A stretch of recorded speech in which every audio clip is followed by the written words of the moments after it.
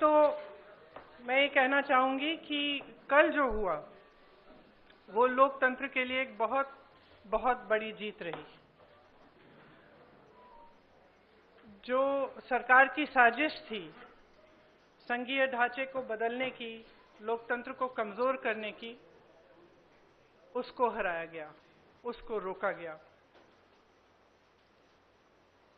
ये संविधान की जीत थी, देश की जीत थी और विपक्ष की एकता की जीत थी।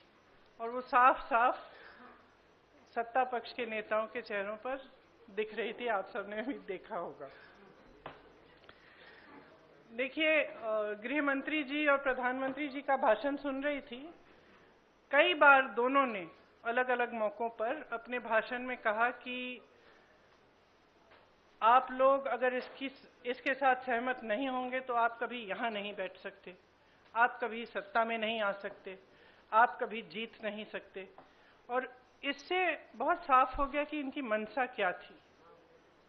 हम सब थोड़ा चौंके हुए थे कि अचानक ये सत्र बुलाया जा रहा है, विधानसभा चल रहे हैं 2 प्रदेशों में, अभी अचानक बुलाया जा रहा है, बड़ी जल्दबाजी की जा रही है। किसी को मालूम नहीं था एक दिन पहले तक कि क्या आने वाला है, मसौदे में क्या होगा। मसौदा सार्वजनिक करते हैं सिर्फ एक दिन पहले, ताकि हमें समय भी नहीं मिलता।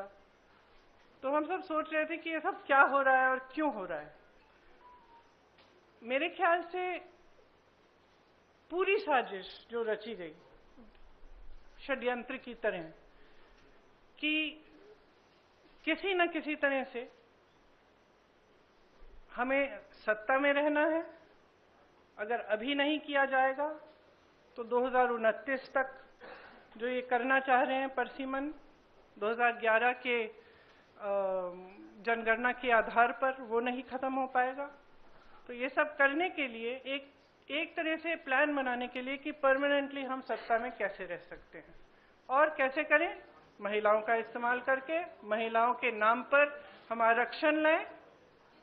अगर ये लोग सहमत होंगे, पारित हो जाएगा, तो एक तरफ हम ये कर लेंगे, दूसरी तरफ से हमें सारी स्वतंत्रता मिल जाएगी कि काट-पीट भी करिए, सीटों में किसी तरह से भी आप परसीमन करा दीजिए।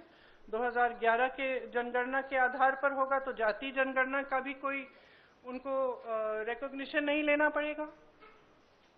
तो ये साफ है कि उन्होंने सोचा चलो पारित हो जाएगा तो जीत, पारित नहीं होगा तो हम हर नेता के सामने बाकी पार्टियों को महिला विरोधी कहकर महिलाओं के मसीहा बन जाएंगे। तो आप महिलाएं हैं, हम जानती हैं कि महिलाओं का मसीहा बनना इतना आसान नहीं है, करके दिखाना पड़ता है। एक इतिहास है, कांग्रेस पार्टी का एक इतिहास है, विपक्षी दलों का एक इतिहास है, भाजपा का इतिहास है महिलाओं के संदर्भ में। और वो इतिहास बहुत स्पष्ट है। आपके खड़े होने से सदन में उसका विपरीत कहने से कोई फर्क नहीं पड़ता। महिलाएं देख रही हैं, उन्नाव को देखा, हाथरस को देखा, ओलंपिक की खिलाड़ियों को देखा, यहीं दिल्ली में सड़क पर बैठी थी, किसने पूछा उनको? मणिपुर में महिलाओं को देखा, किसने पूछा?